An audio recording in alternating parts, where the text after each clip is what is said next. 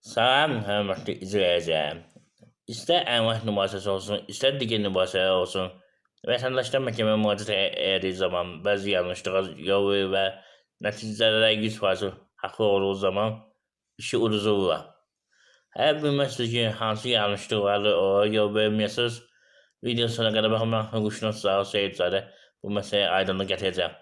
Və sizdən xahiş edirəm, videonu bəyənin, YouTube kanalına abunə olun ki, daha çox şəxsi xəbər olsun ki, yanlışlığa yol verməsinlər. 100% iş olan xeyrinə olduğu zaman işi utsunlar.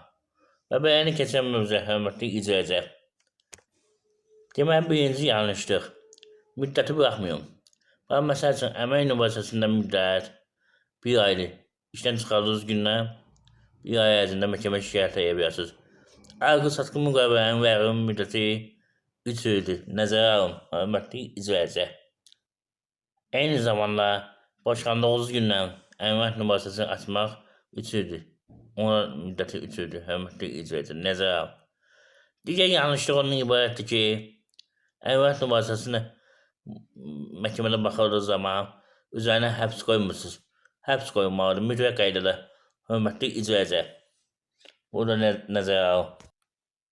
Qeyd edin ki, əməkin üzərinə həbs qoyması sizi iddianı verdiyi zaman da qoya bilərsiniz, ondan qabaq da qoya bilərsiniz. Hətta mediasiya prosesinə müraciət etdiyi zaman da yəni üzərinə həbs qoyulması üçün məhkəməyə müraciət edə bilərsiniz.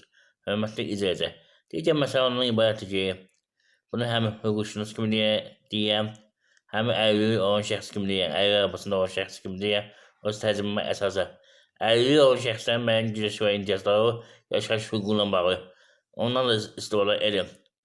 Digər yanlışlıq ondan ibarətdir ki, hörmətli izləyicilər, məhkəməyə gedən kimi suallara cavab verirsiniz, vermiyor. Müddət götürün, tərixə salın, deyin ki, işlə tanış olmayam, mütləq qaydada.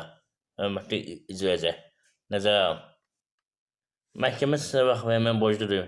Onsuz da ilkin məhkəmə zamanı tanışlıqdır. Tanışlıq zamanı deyin ki, mən işlə tanış deyirəm, mütləq mənə vaxt verin, tanış olun, ondan sonra fikir bildirin. Gələn kimi fikir bildirməyin. Bundan əlavə məhkəmədən soruşun ki, qarşı tərəf hansı səhvlər verib. Həmin səhvlərin kopyasını götürün, sürətini götürün. Hörmətli izləyicilər, mütləq qaydada.